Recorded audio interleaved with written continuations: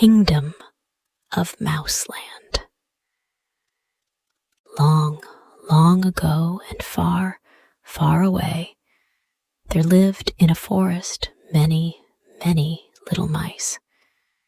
They had a wonderful city of their own, with their own little shops and churches, and a beautiful large palace for their king.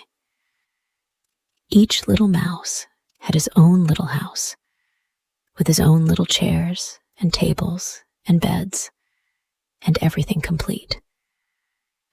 And they all lived very happily in their Kingdom of Mouseland, until one day a terrible thing happened to them. A great caravan came through the kingdom, and none of the men in the caravan knew that their camels were trampling down the forts and big buildings of Mouseland. To them, these buildings looked like mounds of sand, and Mouseland seemed like any other part of the forest.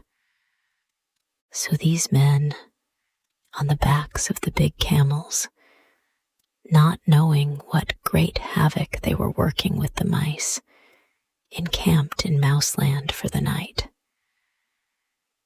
One of the camels became sick, and, as the owner thought that it was going to die, he left it in the forest and went on with the caravan.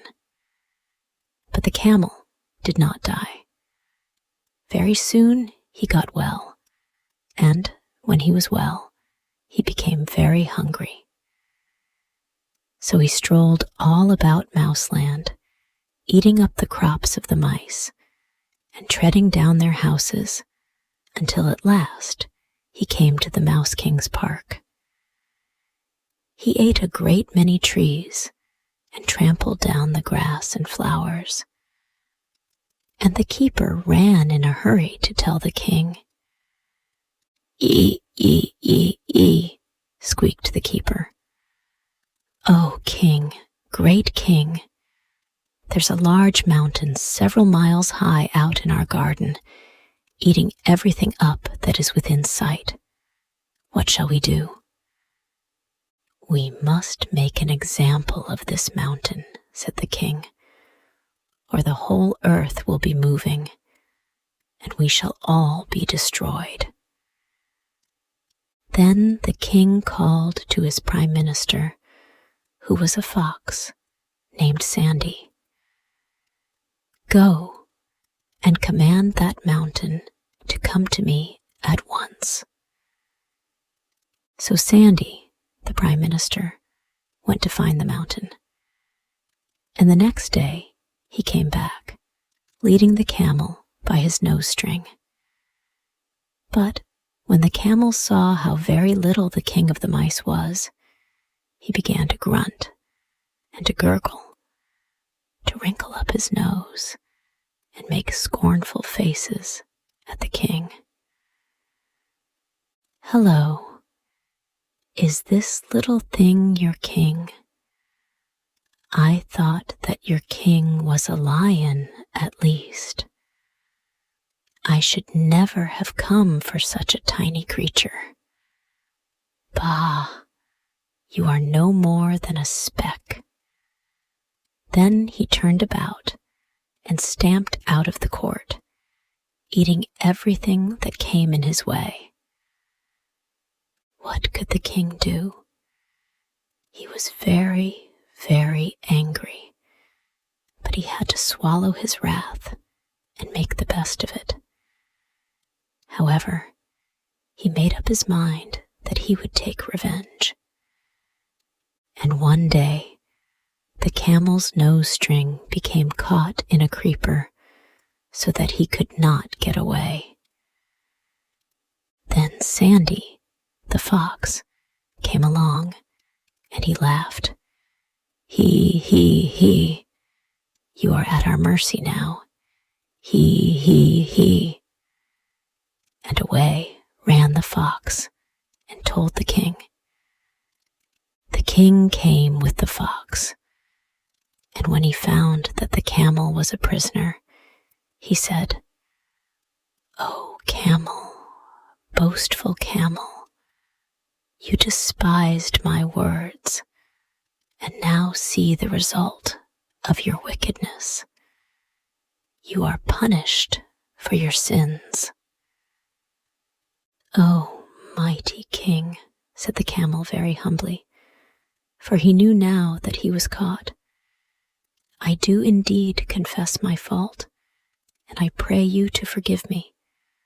I will be your faithful servant from now on, if you will only save me." The Mouse King was not spiteful, and as soon as he heard the camel beg for forgiveness, his heart grew very soft, and he said, "Camel, oh camel, I will set you free, but hereafter you shall be my servant." Then the little mouse climbed up on the creeper and gnawed through the camel's nose string and set the camel free. The big camel kept his word, and he became the servant of the Mouse King. He was so big and strong that he could carry loads, which would have needed thousands of mice. And so he could do more work in one day than a whole army of mice could do in a week. The Mouse King commanded the camel to build strong walls and forts around the city, and to make everything so strong that he had no fear of his enemies. For a long, long time, things went on very smoothly. But one day, some woodcutters came into the forest. These men lived in a strong village of their own, and they used the forest wood to build houses. When anyone wanted a new house, the woodcutters went into the forest and chopped down trees, sawed them into planks, and built a house. Now, in the course of their wanderings, the woodcutters found the stray camel. They seized him and carried him away to serve them by drawing wood. "Pooh, you silly little mouse," laughed the woodcutters. "Come and get your camel if you want him." "Pooh, you silly little mouse," laughed the woodcutters. "Come and get your camel if you want him." When Sandy told the king that their camel was caught by the woodcutters, the Mouse King sent the fox with a bodyguard to bring the woodcutters to him. 2 of the woodcutters came before the king, but when they saw the tiny Mouse King, they laughed in his face and mocked him. "I demand that you return my camel at once," squeaked the Mouse King. "Pooh, you silly little mouse," laughed the woodcutters. "Come and get your camel if you want him." "That is what I will do," said the Mouse King. "You may tell your chief that I will make war upon him unless he gives me back my camel."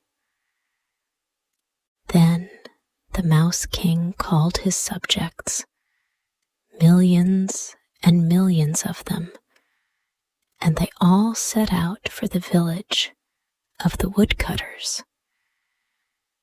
The woodcutters had just finished their work, and they had been paid a good sum of money, so they were all feeling very happy. Now the tiny mice were not able to meet the big woodcutters out in the field and fight them, but they had their own way of waging warfare. Night and day, day and night, they burrowed and burrowed under the earth. First, they gnawed under the treasury, where no danger was expected, and one by one, they carried off every coin until it was all empty.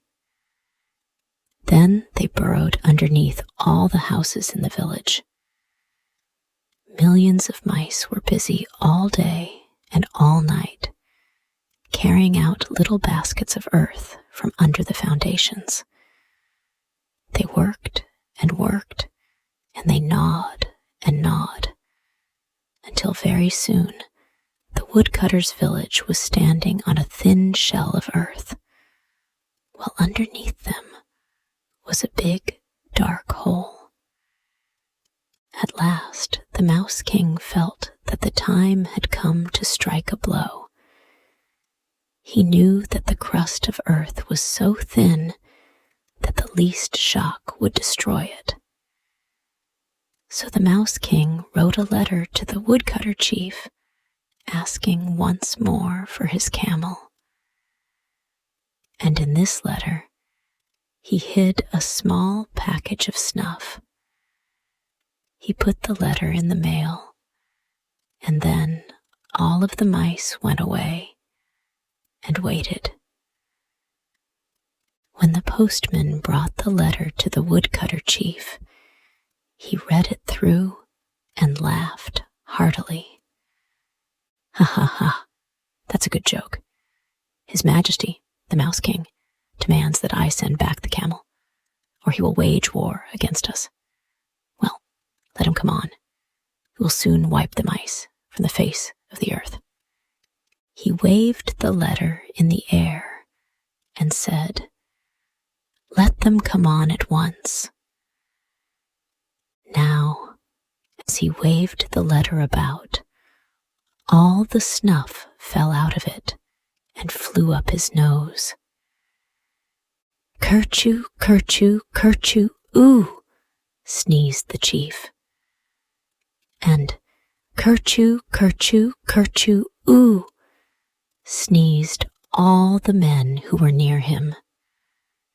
They sneezed so loud and so long that the house shook.